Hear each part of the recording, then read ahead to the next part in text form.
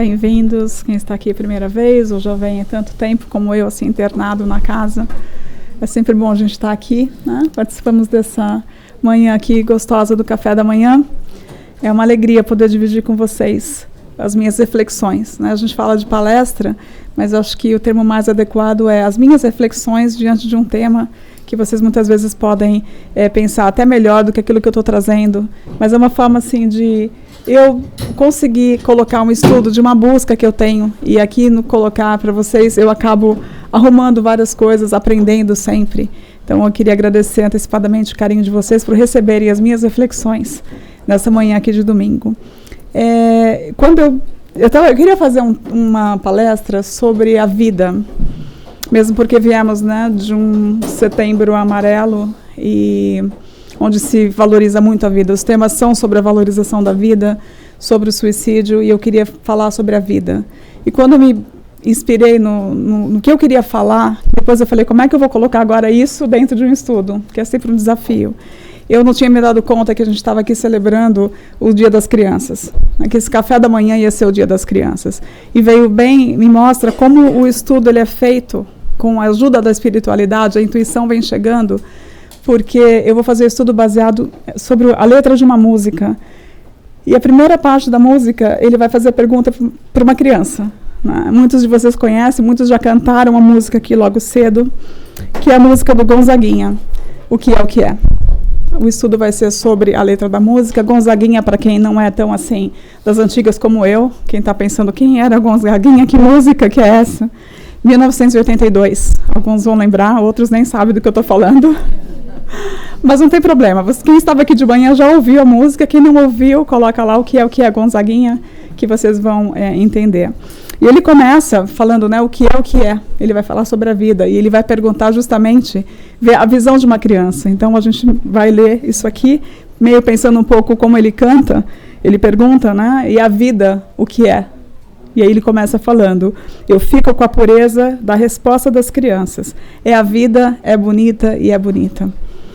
Então, veio a calhar com essa manhã que a gente comemorou aqui as crianças, a gente vê a alegria, as crianças aqui correndo, a Marisa pedindo, vai, vocês têm que ir lá para a salinha, né? Todo mundo corre. Essa alegria, essa pureza das crianças, que vem com essa resposta tão filosófica, que a vida simplesmente é bonita, e é bonita, e é bonita. E a gente vai crescendo e vai perguntando, mas bonita como? Como é que eu posso dizer nesse momento que a minha vida é bonita?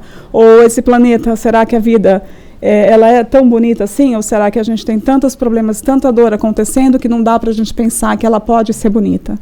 E a gente vai ver com o decorrer da música tantos pensamentos, e eu vou alinhar com a doutrina espírita para a gente pensar qual é a proposta da vida, o que a gente veio fazer, como que a gente vai tentar internalizar, que acho que é o mais difícil, que a vida é bonita, no sentido de olhar a vida com esse olhar, dessa oportunidade que é a vida. E quando a gente está sofrendo, quando a gente está sentindo a dor, fica uma visão difícil de pensar que a vida é bonita, ou que ela vale a pena, ou que é tudo isso, eu vim para cá para sofrer tudo isso, qual o propósito disso tudo? E eu estava ouvindo uma palestra do Haroldo Dutra, que é um palestrante que muitos de vocês já devem conhecer. Ele faz muitas palestras e já fez vários trabalhos, que ele disse que numa parte bem difícil da vida dele, ele estava sofrendo muito. E ele sentou-se ao banco de uma praça e estava lá cabisbaixo, sofrendo, a vida estava muito difícil. E aí um padre se aproximou dele e sentou do lado dele. E o Haroldo tinha acabado de fazer uma prece, e esse padre chegou perto dele e falou assim, você está sofrendo, meu irmão? Ele falou, estou num momento muito difícil da minha vida, realmente. Aí o padre falou assim para ele, então você me faz um favor? E o Haroldo falou, nossa, mas favor assim, né? Eu estou aqui, que favor que eu posso fazer para esse padre? E o padre falou assim para ele, faz uma oração para mim, para Jesus. Pede por mim. Porque nesse lugar aí que você está agora, nesse sofrimento, é a hora que você está mais perto de Jesus.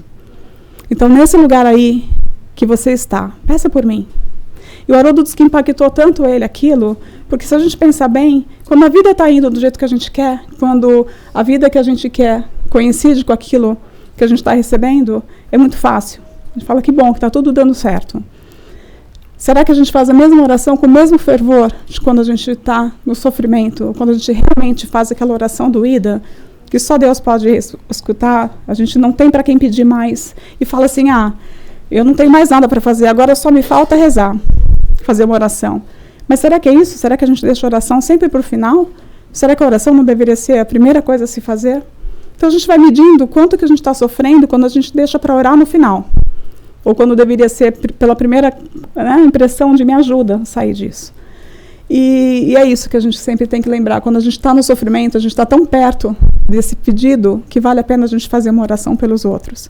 Então, se a gente está passando esse momento agora, lembrar que vai passar, mas que nesse momento a gente está muito perto dessa conexão que a gente sempre busca, mais talvez do que na parte de alegria.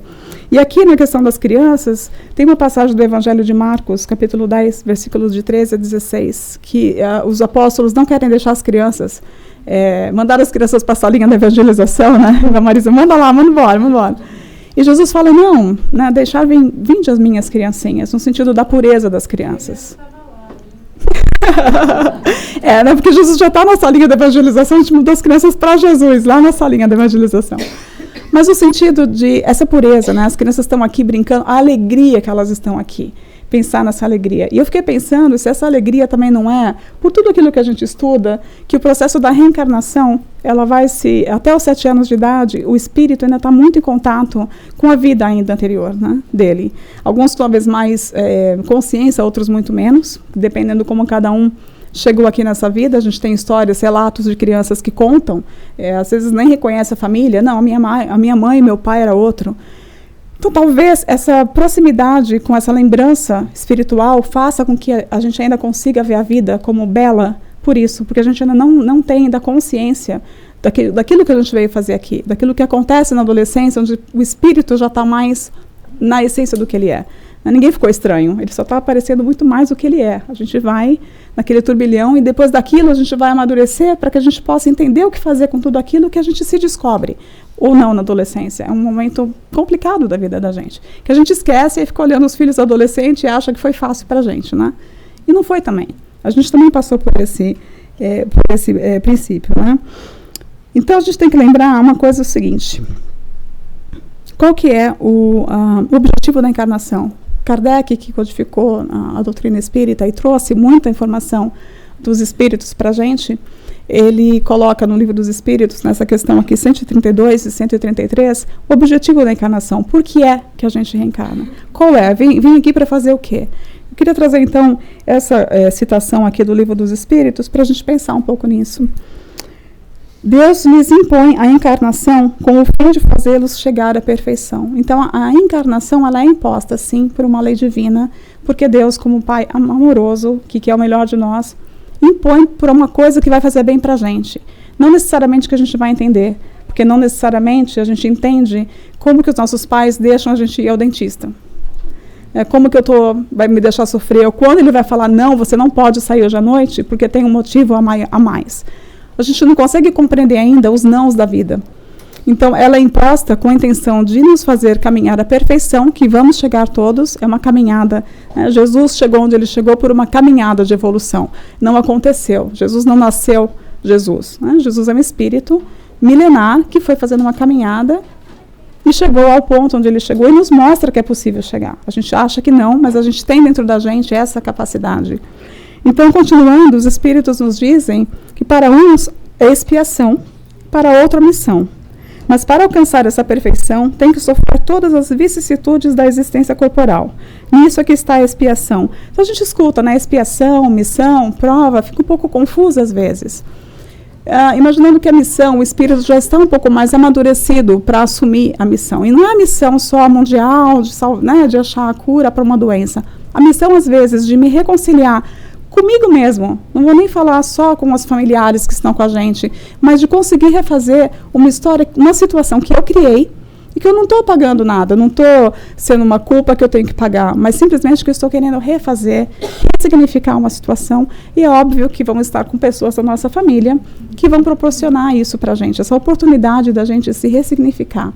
Então, quando você está em missão, você tem isso muito mais claro, e essa missão pode ser simplesmente naquele ambiente que você cumpriu a sua missão.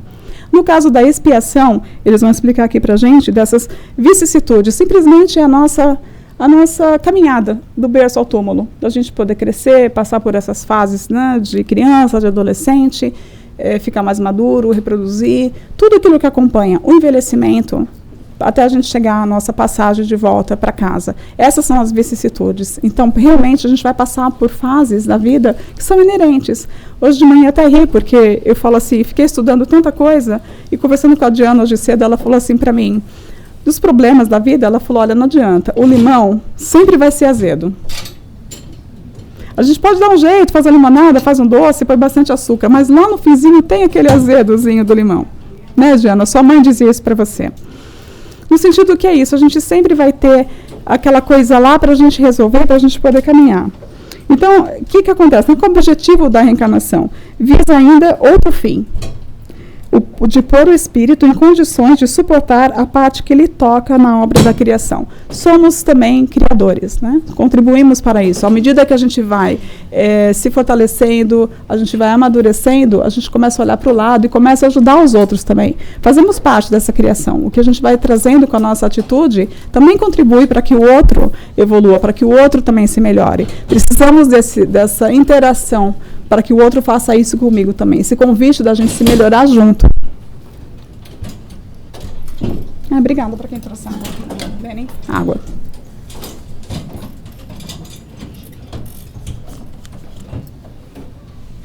Então, continuando aqui, na música, ele vai continuar falando. Aí.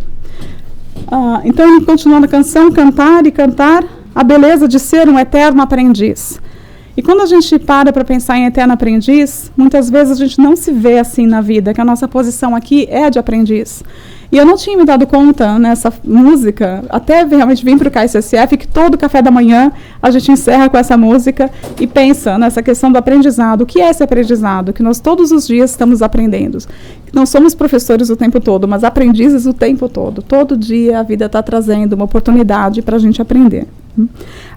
O Raul Teixeira, ele é um expositor, o pessoal que está mais tempo, acompanha mais tempo, deve lembrar dele. O Raul Teixeira, ele é um orador, grande orador, do nível de Divaldo Franco, também viajado, grande expositor, que teve até ele teve um problema de saúde, diminuiu um pouco essa participação dele, mas tem livros maravilhosos, tem palestras maravilhosas dele na internet. Ele tem um espírito que se chama Joanes. Ela chama a Terra de Oficina de Deus, uma sublime escola. E será que a gente consegue olhar a Terra assim como uma escola? Porque a gente fica a impressão às vezes que é só problema, não pode ser escola. Mas é um hospital, é um local de trabalho, e tantas outras coisas. E escola no sentido da gente ter a oportunidade de se melhorar. Só que tem um problema, né? Tem os professores meio esquisitos na vida. A gente vai aprendendo, mas tem os professores que a gente...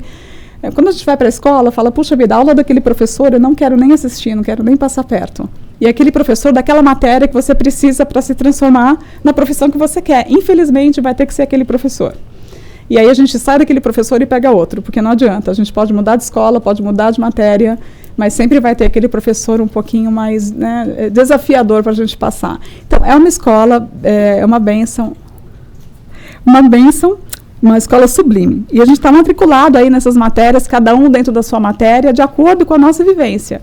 A gente não vai passar pelos mesmos problemas, vamos passar por problemas similares, de acordo com aquilo que nos cabe, né? Nunca vai ser dado mais do que a gente pode carregar, vai ser dado de acordo com a capacidade que a gente tem, embora não pareça, mas é verdade, não vai ser mais. Então, muitas vezes a gente desiste, não porque está muito pesado, mas porque a gente não está conseguindo lidar com aquela situação, mas mais pesado não vai ser. A gente tem que lembrar isso também um dia. O aprendizado é eterno porque nós estamos aprendendo as coisas de Deus para podermos ser um pouco mais como Jesus. Estamos aprendendo sempre, porque o Espírito sempre está aprendendo. A nossa evolução ela é eterna, né, realmente. E aí a gente vai, conforme a gente vai aprendendo, cada dia mais a gente vai tendo mais recurso para lidar com a nossa etapa da vida. Às vezes a gente não percebe que o ensinamento está chegando antes da prova. Quando a gente chegou na prova, a gente já está um pouquinho mais capacitado. E aí, para trazer a questão um pouco de alinhamento com o que a doutrina nos traz em termos de aprendizado, quando a gente faz esse caminho da gente de ser um aprendiz, de trazer esse aprendizado para manter aqui essa firmeza, mantendo essa firmeza e confiança, o que a gente vai conseguir diante desse aprendizado, assim, olha. Quando a gente se põe nessa posição de aprender, 3 coisas aqui que eu queria colocar para vocês que acontecem. Quando a gente se põe nessa posição, esse conhecimento que a gente busca nos esclarece. Em que sentido? Vai trazer para a gente oportunidade da gente lidar com os nossos medos, com as nossas dúvidas. Quanto mais conhecimento você tem, quando a gente mais vem aqui, mais estuda, mais a gente se entende os recursos que estão disponíveis, mais a gente vai estar esclarecido, mais sábio a gente vai estar, talvez doa menos o que a gente esteja passando, traz uma outra consciência. Né? Alternativas mais viáveis à melhoria ou resolução daqueles problemas. Vamos vendo possibilidades de resoluções que antes a gente não via.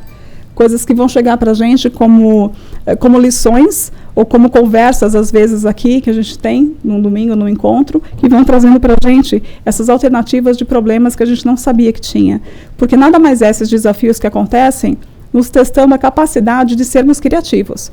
Porque eu não tenho solução para o problema, mas parar para pensar como eu vou resolver esse problema faz parte daquilo que a gente vai adquirindo com o nosso conhecimento. Quanto mais você tiver esse recurso, mais fácil você vai conseguir lidar com aquilo. Né? E os valores que a gente aprende também, que intensificam ainda mais os nossos potenciais e as nossas qualidades, que vai trazer nosso otimismo, nossa perseverança. Conforme nós aprendemos valores, isso também contribui que a gente possa ter estrutura para conseguir levar adiante aquilo que a gente tem a fazer. E eu fiquei pensando assim, é muito fácil a gente falar sobre tudo isso sentados aqui no KSSF, num domingo, onde a gente sabe que regiões do planeta, nesse momento, estão realmente passando por situações muito conflitantes e não estão tão tranquilos como nós aqui estamos, nesse exato momento. Com todos os nossos problemas, as nossas dores, que são válidas, mas não dá para se comparar nesse momento. Então, eu falei, falar nesse momento sobre isso é fácil. Mas se a gente pensar numa situação extrema, como que a gente transforma tudo isso? Como é que eu posso imaginar que eu estou no meio de uma guerra, e essa guerra é uma escola, e é uma escola bendita, e estou tendo lições, e eu vou sair daqui melhor? Como que a gente consegue? É humanamente impossível, eu diria. Só que a gente volta em algumas histórias do passado, e a gente vai tendo histórias de pessoas que fizeram com a vida deles nesses momentos. Não só mundial, em termos de uma guerra, mas às vezes da vida pessoal dela. Pessoas que tiveram acidentes, se tornaram paralíticas e conseguiram levar a vida adiante, dão palestras, nasceram com alguma deficiência e viajam o mundo, né, ou ficaram doentes, como o Jerônimo Mendonça, que viajou o mundo deitado numa cama sem conseguir mexer nada do corpo. O que faz essas pessoas? Então, existem.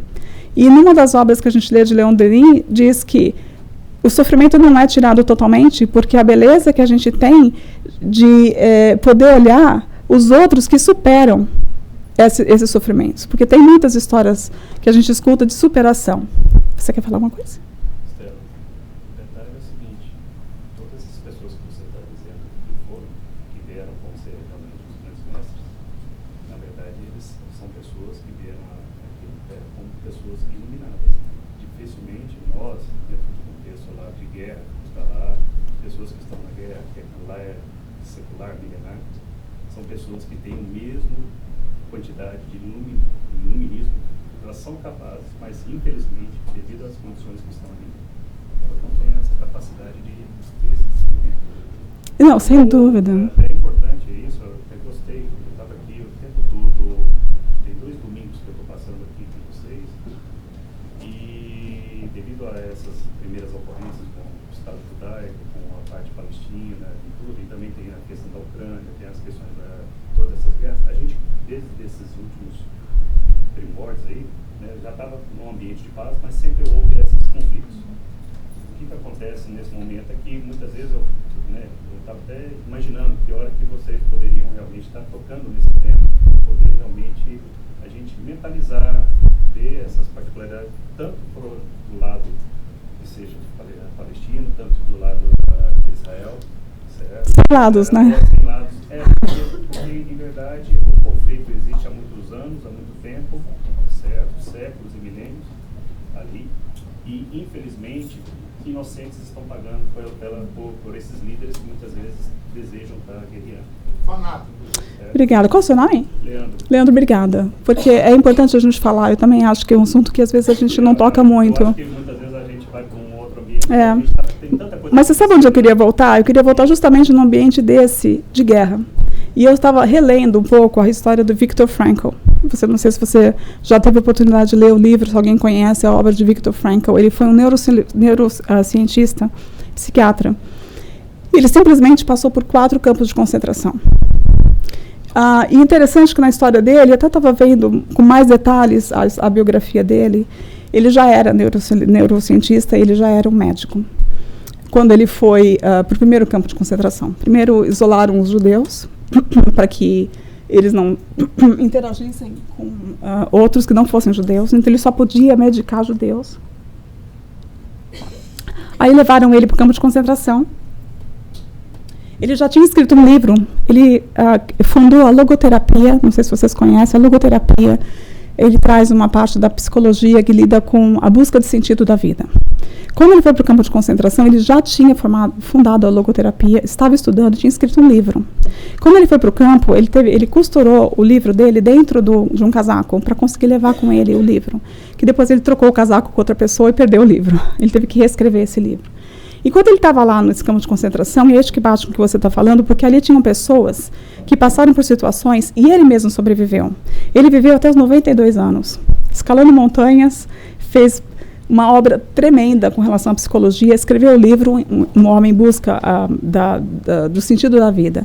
Então, o que eu quis dizer é assim, óbvio que esses espíritos que passam mais fácil, entre aspas, que eu não sei se é mais fácil, mas que passam, têm um preparo melhor, porque ninguém vai estar numa condição que não vai conseguir passar por aquilo. E até foi interessante, porque ouvindo isso ontem, falando sobre as pessoas que sobreviveram ao campo de concentração. Por que uns sobreviveram, outros não? Né? O Viktor Frankl, ele foi várias vezes, ele mesmo fala que talvez tenha sido a providência divina, algumas situações levaram ele a outras situações que ele não morreu. Uma vez ele saiu de uma fila para ir para outra, porque ele separava em grupos, a fila, ele trocou na última hora, a fila que ele saiu foi a fila que foi ser executada. Então não foi só uma questão de que ele tinha essa capacidade toda para conseguir superar aquilo, mas a vida também, como a gente não está no lugar que a gente não deveria estar, também nos leva a situações para nos tirar daquilo. A gente não vai passar por aquilo que a gente não vai passar. E ele fez um caminhado disso. E o livro dele é fantástico de ler, porque ele traz histórias de pessoas que naquela condição mais extrema conseguiram dividir a própria comida, conseguiram fazer coisas pelo outro, acharam significado dentro do sofrimento, que é o mais difícil a gente conseguir, porque é difícil sair da gente. Ele diz que ele sabia quando a pessoa estava para desistir da vida, quando ela começava a fumar seus últimos cigarros, porque cigarro era moeda de troca. Então, se ela estava fumando os últimos cigarros, é porque a pessoa já tinha desistido. E uma vez conversando com duas pessoas, ele já como psiquiatra, ele ajudou muitas pessoas dentro do campo. Duas pessoas que queriam se suicidar foram falar com ele. E diz que ele perguntou para a pessoa, por que você quer desistir da vida? E a pessoa falou, porque eu não espero mais nada da vida. Aí ele falou assim, você já parou para pensar que talvez a pergunta seja, o que a vida espera de mim? O que eu posso trazer para a vida? E diz que isso mudou a vida dessas pessoas, eles não se suicidaram pensando nisso. Às vezes a gente está esperando muito da vida que nos dê, e a vida está esperando que a gente dê, porque a vida ela não dá, ela devolve o que a gente põe. A gente está esperando que uma coisa chegue para a gente, mas a gente não está doando, a gente não está entregando nada para a vida. Então, realmente, é muito delicado a gente... Primeiro que não tem julgamento de nada, né? A gente não sabe tudo por trás de tudo isso que acontece há milênios. Mas essas histórias, no extremo de um campo de concentração, ou alguém que teve um acidente, que hoje decide ter uma condição melhor, dentro daquela condição dela, ela também teve uma iluminação que talvez a pessoa que conseguiu, como Viktor Frankl, passar por tudo isso e ainda construir uma carreira, escrever livros e ajudar milhares de pessoas, a gente só conseguiu talvez não desistir da vida. E talvez se a gente não desistiu da vida, para a gente já foi uma missão tremenda. A gente não está iluminado ainda como esses espíritos que passaram por aqui, como um Gandhi, como Buda, mas como Jesus. Mas dentro da nossa capacidade, do nosso aprendizado, a gente já conseguiu superar. E isso é super importante. E às vezes é muito pouco perto do que a gente imagina. A gente está esperando uma coisa muito heróica e para a gente é só assim, não desistiu dessa vida, a gente resolveu ficar. Não sei se isso faz muito sentido no geral, mas é só para abrir, para a gente tentar olhar e não vai diminuir o sofrimento, não vai diminuir que a gente se choque, que a gente se revolte com o que está acontecendo, porque é óbvio que não é certo, e a gente sim sente, mas a gente tem que lembrar que o mundo não é caos. Existe uma ordem, existe ajuda, né? Esses campos de concentração, muitas histórias de ajuda que chegaram, pessoas que não foram executadas por um propósito maior. Ou por que a pessoa entra no avião que cai, a outra vai e morre, a outra não entra. A gente não vai ter resposta, mas a gente precisa tentar acreditar que existe essa ordem, até mesmo porque a gente vai tendo mais capacidade de de entender que existe uma ajuda maior do que a gente, que essa ajuda vai chegar de uma certa forma. E se a gente vai ter várias chances de provar que a gente vai conseguir, né? Não vai ser dado maior do que o frio, o cobertor não é dado, né? O frio não é dado maior do que o cobertor. Só aqui na Flu, que às vezes a cobertura é meio curtinho, mas é só aqui, né? Quem faz a Flu que fica puxando assim no pé. Então, continuando, quando a gente vai pensando na vida dessa forma, assim, né? Como que a gente navega nesse momento que a gente está, como que a gente navega dos nossos problemas, assim, que eu posso estar num problema tão difícil que não está dando nem para olhar o outro lado do planeta, porque está doendo tanto agora o que eu estou passando tanta fome, tanta dificuldade, que eu não consigo olhar ainda para o que está lá fora. Para olhar para esse momento, né? Que a nossa luta é oportunidade, ferramenta e livro. É tudo que a gente precisa para caminhar na vida. E olhar a vida como um destino, como uma caminhada. Tentar trazer esse significado da vida, o porquê que eu estou vivendo, qual é o motivo, o que me faz, o que eu posso dar para a vida. Não, como que eu posso me melhorar? Como é que eu posso, outro dia eu ouvi uma música, me curar de mim, as minhas coisas, pelo fato de que eu estou sofrendo, porque não está legal do jeito que está. Porque tem que existir alguma coisa a mais. A vida não pode ser só a gente vir para cá, criar uma guerra, se matar um ao outro e morrer. Ou aquela pessoa que morre, né? Por que ela morreu, o outro não? O que está por trás? Por que uns têm mais, outros menos? Se a gente não fizer essas perguntas, a gente não consegue, talvez, imaginar que a vida tem que ter um sentido muito maior. Não pode ser só isso. E 100 anos, 50, 80, 40, é muito pouco para a gente se melhorar, para a gente conseguir ser esse aprendiz todo. É pouco, eu acho que é pouco. Aquilo que eu não consegui ser. Tem que ter um jeito de eu ser alguma coisa que eu não consegui ser numa outra oportunidade. Porque senão não seria justo. Eu não acho que a gente pode viver assim, pensando que o mundo é tão injusto desse jeito. Nós temos que ter situações que a gente pode fazer diferente. As pessoas que vão para uma guerra, elas têm que ter uma oportunidade, né? Se ele morreu numa guerra, numa outra vida, fazer diferente. E aquele que matou, poder, né, refazer um caminho. E olhar essa vida desse jeito, são que os espíritos trazem para a gente. Porque a gente vai sair da vida do jeito que a gente é. A gente não vai morrer e vai desaparecer o que a gente é. Então, essa caminhada, a gente tem que lembrar assim, que né, a gente não nasce por acaso, a gente nasce por um propósito muito maior que a gente está buscando. Leon Denis vai dizer para a gente isso. Ó, o homem ignorante de seus destinos é semelhante a um viajante que percorre maquinalmente um caminho sem conhecer o ponto de partida nem de chegada, sem saber por que viaja e que, por conseguinte, está sempre disposto a parar ao menor obstáculo, perdendo tempo escutando-se do objetivo a atingir. A gente está assim andando sem rumo. Não consegue enxergar o nosso destino, fica assim meio perdido na vida, o porquê disso tudo. E a gente vai se aprimorando. O Raul Teixeira também tem um espírito, chama Benedita Maria. Ela diz que o tempo de vivência terrestre pede sempre que lhe demos um sentido útil, que procuremos saber qual é a razão de fazermos o que fazermos e de ser como somos, pois não há nenhum significado passarmos tanto tempo pelas experiências do corpo biológico sem que tenhamos consciência de sua razão. Está na hora da gente começar a pensar o que é tudo isso aqui. De onde eu venho, para onde eu vou, o que eu faço com o que eu tenho, como que eu melhoro isso. Então a gente vai tentando se conhecer, vai fazendo essa caminhada e vai nesse caminho de aprendizado. E aí, voltando para a música do Gonzaguinha, ele vai dizer, né, que eu sei que a vida deveria ser bem melhor e será.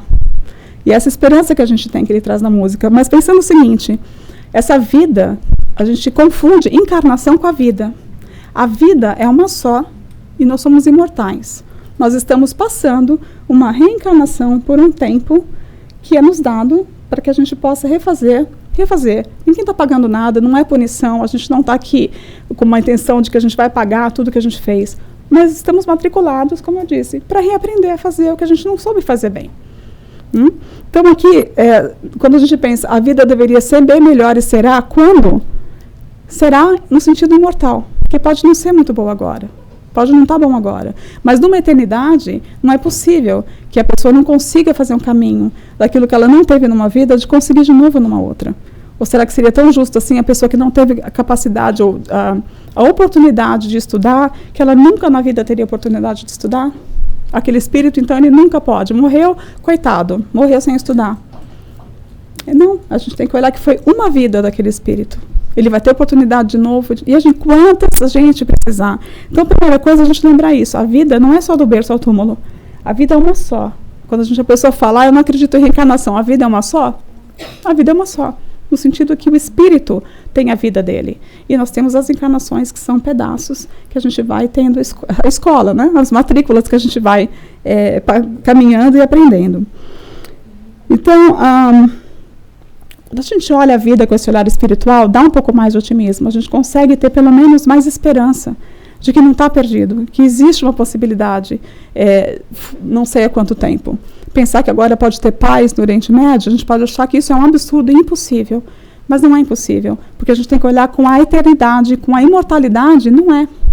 Porque nós vamos ter a oportunidade de refazer. E esperamos que tudo que a gente aprende aqui, com o planeta de regeneração, que a gente vai poder chegar a um ponto onde o planeta possa encontrar mais paz.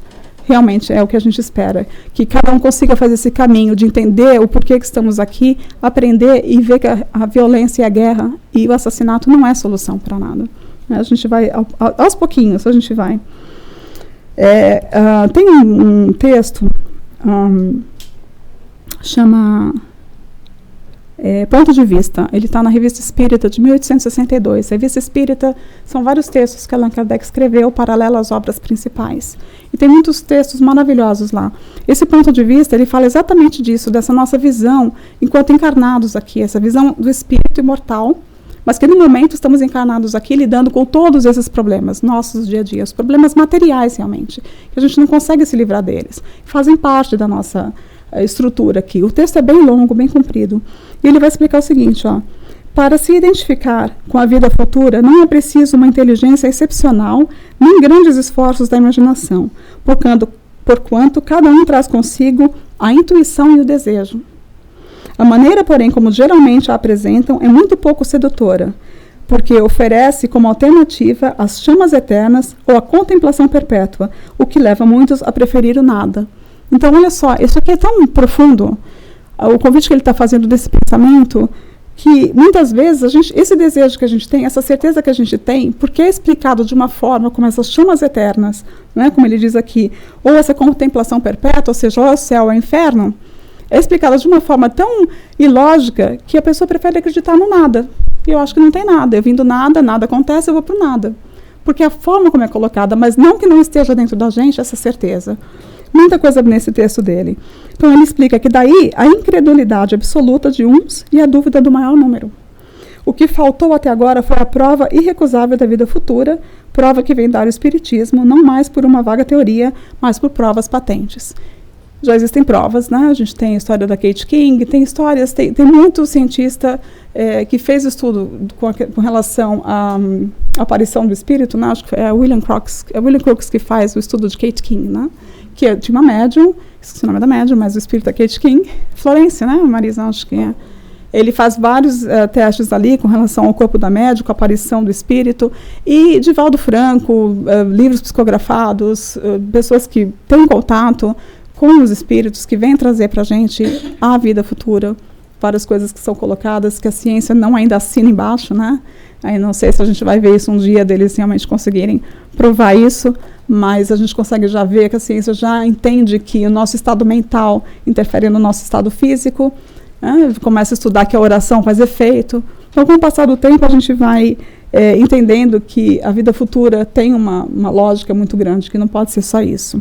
E para complementar, aqui esse texto da Revista Espírita, Kardec vai dizer assim: pois elevamos o pensamento de modo a abranger a vida da alma, chegaremos forçosamente a essa consequência, ver a vida terrena como uma estação passageira, a vida espiritual como a vida real, porque é infinita, que é ilusão tomar parte pelo todo, isto é, a vida do corpo apenas transitória pela vida definitiva.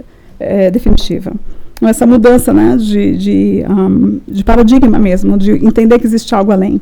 E ele continua na música, e a vida, o que é? Diga lá, meu irmão. Ela é a batida de um coração, ela é uma doce ilusão, ele canta na música. Então aqui, como eu disse de novo, né, são minhas reflexões, eu não vou definir o que é vida, porque nem os filósofos, nem os cientistas conseguiram colocar efetivamente o que é a vida, e eu não vou dizer isso. Mas eu achei duas coisas interessantes enquanto definição de vida. A NASA, em 1984, ela usou um termo para definir vida para os extraterrestres, né, em caso de ter um contato. Então, eles queriam explicar o que é a vida. Definição da NASA. A vida é um sistema químico autossustentável, capaz de evolução darwiniana. Muito interessante, né?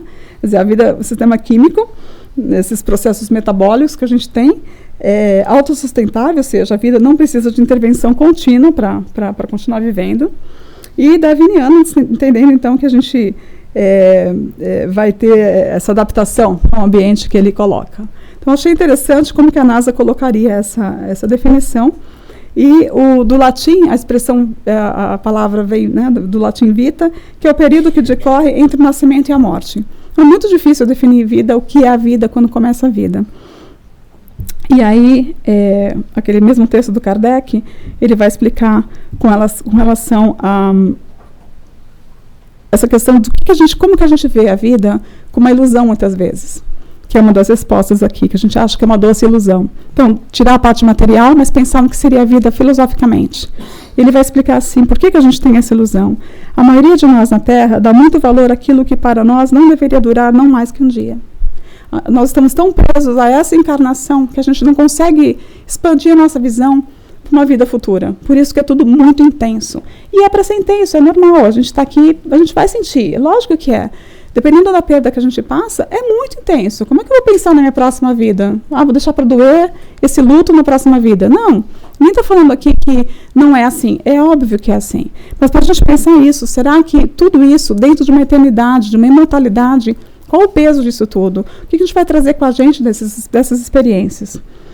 Nos inquietamos com contrariedades passageiras, julga, essa maioria de nós, né? Julga sob falsas aparências porque não vê tudo, ao passo que aquele que vê de fora, porque julga o conjunto, julga mais sensatamente. Mas sabendo que está aqui apenas momentaneamente, que um futuro melhor o aguarda, pouco se atormenta com as decepções que experimenta, e vendo as coisas do alto, aceita os reveses com menor amargura. Então, se a gente fizer esse trabalho de sair de fora, a gente consegue ver. Eu trouxe essa experiência do livro do Viktor Frankl, porque ali ele descreve, na parte mais extrema, as decisões de cada um diante daquele sofrimento.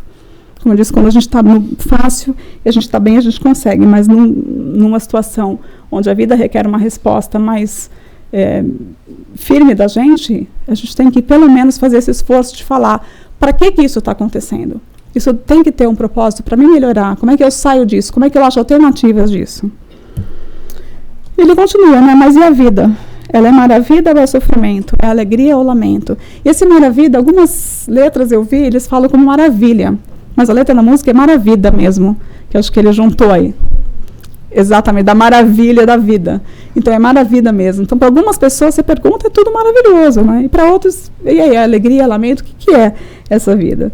Na questão 943 do Livro dos Espíritos, ele vai explicar os nossos desgostos. De onde nasce esse desgosto nosso, né, da vida, sem motivos plausíveis. Porque se você tem um motivo, se alguma coisa muito séria aconteceu, é óbvio que você vai estar naquele período de luto. Ninguém espera que você tenha uma perda, que você seja feliz, saltitante. Existe o período do luto, mas ele está dizendo aqui, sem motivos plausíveis, porque às vezes, na nossa ignorância, não é plausível para a gente. Dentro de um plano muito maior, de uma linha imortal, não é. Mas para a gente, naquele momento, é o mundo todo que está acontecendo. Então, eles vão explicar o seguinte, que esse desgosto nasce do efeito da ociosidade, da falta de fé e também da saciedade. Se a gente pensar, a ociosidade, quando a gente está ocioso, a gente não tem o que fazer. Mas quando a gente está saciado, é porque não falta mais nada. Então, ou a gente não tem mais nada para fazer, porque a gente, né, ou não quer fazer nada porque está ocioso, ou a gente acha que não precisa fazer mais nada porque já está feito. São dois pontos que a gente não se mexe. Ou não se mexe porque não quer fazer, ou não se mexe porque acha que não tem nada para fazer. Então, é um movimento, sempre convidando a gente para o movimento da vida, da gente fazer um movimento de sair daquele processo, né, de buscar algo mais. E a falta de fé, que não é fé assim, falta de objetivo, falta de a gente criar o sentido, como a logoterapia do Viktor Frankl, como você ter um sentido do que você vai fazer lá no futuro. Ele diz que as pessoas do campo de concentração que conseguiram pensar assim, quando eu sair daqui, eu vou escrever um livro, quando eu sair daqui, eu vou encontrar minha família, quando eu sair daqui, eu vou fazer alguma coisa, colocar um projeto, ter fé em um objetivo no futuro, a gente caminha mais. Então, se a gente fica nessa posição de ociosidade ou de saciedade, a gente não se move, porque está tudo bem. Esse esforço de buscar um sentido na vida, o que a gente pode fazer com a nossa vida. E não só a nossa, o que eu faço como criador, co-criador, para o outro. Porque nós esperamos que todos podemos fazer algo um para o outro. Esse é o plano. que às vezes é muito difícil na convivência, mas o plano é que a gente se ajude. E aí, Joana de Ângeles vai trazer, sobre essa questão de desânimo, uma coisa que eu achei bem bonita. Quando te entregas ao desânimo e o espalhas, conspiras contra a ordem natural, o equilíbrio e o progresso da vida. Então ela pede para a gente acalmar esse vozerio agitado da tua mente alvoroçada pela revolta. Ou desperta, adormentada, que se encontra nos tecidos da comodidade, da preguiça e do cansaço de sofrer. E escutará, sim, 1000 vozes, algumas tão debilitadas pela fraqueza que será necessário um grande esforço para identificá-las, chorando e rogando, socorro baixinho, as fortunas que possuis no corpo e no espírito, e teimas por desperdiçar, ignorando-as. Então, olha o que a gente tem dentro da gente, o que a gente faz com a gente quando a gente se deixa levar pelo esse desespero, quando a gente se deixa levar pelo desânimo, e o quanto que a gente tem que lutar por esse desânimo. E muitas vezes sair do desânimo significa olhar alguém que precisa mais do que eu. E o que eu posso fazer pelo outro? A gente sabe várias histórias de que muita gente consegue significado na vida quando ele vai fazer um trabalho voluntário, quando ele se dedica à ajuda de outras pessoas. É um objetivo. Aí vai continuar a música. Há quem fale que a vida da gente é um nada no mundo, é uma gota, é um tempo, que nem dá um segundo. Passa muito rápido, né, a vida da gente. E aqui no sentido que eu queria trazer de tempo e trabalho, que são os instrumentos de progresso. O que a gente está fazendo com o nosso tempo? O que a gente está criando? Onde que a gente coloca o nosso foco? Porque o tempo está aí. Às vezes a gente faz muita coisa com o tempo e às vezes a gente fala que não tem tempo para fazer nada. Mas quando a gente quer realmente, olha quanta coisa que a gente faz com o nosso tempo. Olha o que acontece aqui numa manhã. Teve fluidoterapia, teve café da manhã, tem palestra. E a gente fala assim, nossa, não vai dar. Eu não dou conta de fazer tanta coisa no domingo de manhã. Então, para a gente pensar nessa brevidade da vida. A brevidade é mais assim, o que você está fazendo com o tempo que você tem. Tem um livro de Sêneca que chama Sobre a Brevidade da Vida, que ele vai falar isso. Nós estamos desperdiçando o tempo que a gente tem com coisas que não são importantes. Se a gente ressignificar, a gente traz muita coisa para a gente que a gente pode produzir, que vai trazer muito benefício para a gente mesmo. Continuando a música, há quem fale que é um divino mistério profundo. É o sopro do Criador, numa atitude repleta de amor. Leon Denis é um poeta, né? Ele fala as coisas maravilhosas. E ele vai dizer o seguinte sobre essa questão do sopro do Criador. Eu queria que vocês pensassem um pouco nisso, esse sopro do Criador. Você nasceu com faculdades inatas, aspirações infinitas, e a eternidade lhe é dada para desenvolver uns e satisfazer outros. Crescer vida a vida, esclarecer-se pelo estudo, purificar-se pela dor, adquirir uma ciência sempre mais vasta, qualidades cada vez mais nobres, eis o que lhe está reservado. Deus tem feito ainda mais por você, deu os meios de colaborar com sua obra. Colaborar com Deus significa realizar em tudo e por tudo o bem e a justiça. Então, em todos os momentos, a gente pode estar no bem e praticar a justiça. Isso, só fazendo isso, nós somos co-criadores. Porque só não fazer o mal, eu não faço o mal, então está tudo bem. A gente tem que fazer o bem também e participar dessa justiça. Porque senão o planeta não vai melhorar. A gente quer que alguém traga uma solução e isso pare. Mas o que a gente está fazendo no dia a dia? A nossa pequena irritação no trânsito colabora para essa confusão que está no mundo. Porque à medida que eu saio com uma coisa negativa de mim, uma energia de mim, isso está acoplando com outras energias. Então a guerra pode estar lá muito longe, mas o que eu estou colaborando no meu ambiente de trabalho, na minha casa, para que isso se manifeste, em vez de emanar paz, eu estou emanando mais ainda do que está acontecendo lá. O conflito não é só lá na guerra. O conflito é todo dia, o tempo todo. Basta uma discussão de política. Você entrou no conflito. Mas não estou matando ninguém, não estou soltando bomba. Não, lógico, não vai comparar nisso, mas o que você está fazendo com o seu corpo e com as pessoas da sua família? O que você está produzindo? E aí a música, lógico, né, vai continuar, que a gente está com o horário aí em cima. Você diz que a luta é prazer, ele diz que a vida é viver, e ela diz que melhor é morrer, pois amado não é, e o verbo é sofrer.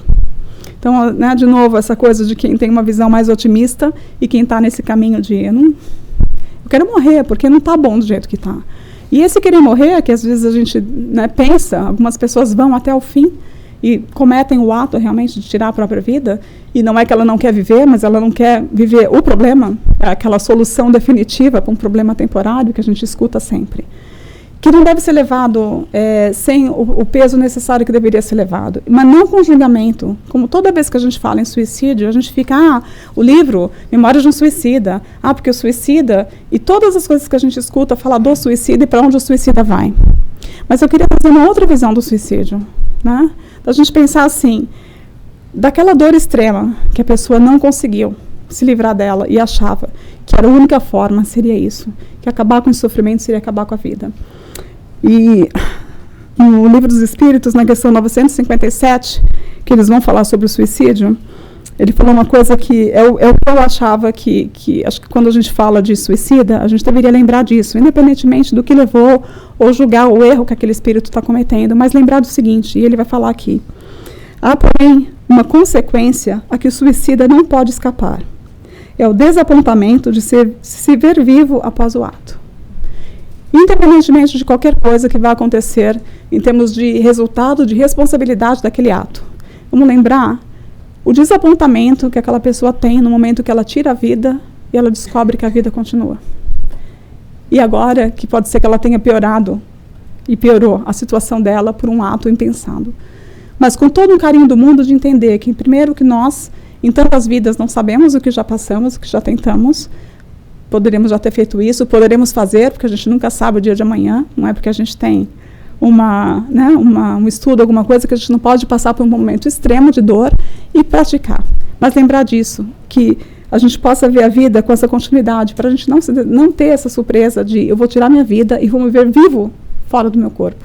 E a dor que isso pode trazer e tudo aquilo que envolve para trazer, né, essa dor. E lembrar lá do caso que eu falei do Viktor Frankl, quando ele falou com as pessoas que estavam tentando o suicídio, que era, eu não espero mais nada da vida, mas talvez se perguntar, o que a vida espera de mim?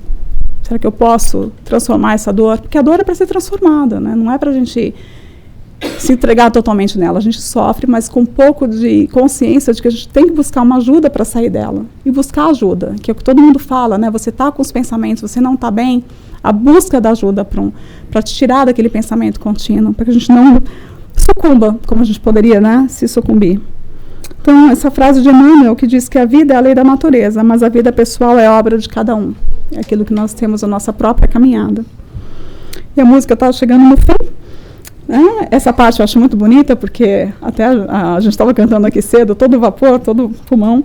Somos nós que fazemos a vida como der, ou puder, ou quiser. Sempre desejada, por mais que esteja errada, ninguém quer a morte, só saúde e sorte. As coisas atrapalhadas que a gente faz é porque a gente está querendo isso, né? A gente não quer a morte, a gente está querendo ser feliz. Todas essas atitudes no final de tudo é porque eu quero ser feliz. Com o conceito errado ainda do que é felicidade, ou que a minha felicidade esbarre em que o outro ainda não é feliz. Está equivocada, mas a gente está no processo de aprendiz. Então, a gente tem que olhar isso. Quando a gente identifica que é isso que a gente faz com os recursos para que a gente faça diferente daqui para frente. Então, o que a gente faz aqui para poder fazer a vida como der, ou puder, ou quiser, a gente vai ter que exercitar a vontade. É a vontade que vai fazer com que a gente movimente na vida. A gente saia dessa posição agora de dor e que eu caminho para que essa dor se ressignifique dentro de mim. E a sorte, eu trouxe essa definição do Evangelho segundo o Espiritismo, que vai dizer que a gente é assim, né? Constantemente o árbitro da nossa própria sorte. A gente quer sorte como se a sorte fosse totalmente fora daquilo que nos compete fazer. Tomara que eu tenha sorte de arrumar um trabalho. Mas se eu não me preparar, se eu não procurar, se eu não for atrás, né? Alguém vinha atrás, assim, essa sorte de arrumar... que sorte que vocês vieram para os Estados Unidos, né? Foi sorte? É a sorte que mantém a gente aqui até hoje? Não acho que é só sorte, né? Tem muito trabalho aqui. Tem muita perda. Tem muita coisa que a gente deixa para trás. Então, a nossa definição de sorte, às vezes, é lá, fulano teve uma sorte... Mas qual é essa sorte? Ele fez parte dessa construção. E aí ele pode abreviar, então, ou prolongar indefinidamente o seu suplício. A sua felicidade ou a sua desgraça depende da sua vontade de fazer o bem. A gente está na nossa mão, essa construção. Eu acho que, assim, essa música realmente traz uma questão da gente pensar o que a gente tem, o que a gente pode fazer com o que a gente tem. E essa posição de aprendiz, ao mesmo tempo, descobrindo, né? E ter essa questão da pureza das crianças, porque ele continua na música, ele termina com isso. Que ele fica com a definição das crianças, que a vida é bonita, é bonita, é bonita. E eu vou trazer um vídeo aqui de uma música, e aí depois da música eu volto só para a gente terminar. Essa música foi colocada numa campanha contra o suicídio, ou pelo menos vou falar o contrário. A valorização da vida. Eu acho que fica melhor assim. Eu acho que a gente tem que falar mais da valorização da vida do que do suicídio. E eu queria dividir com vocês, a FEB colocou essa música como parte da campanha já há alguns anos. E eu escutei e eu achei a letra muito interessante, e foi por causa dessa música que o título da palestra apareceu, que viver vale a pena. Né? Vale a pena viver. Então,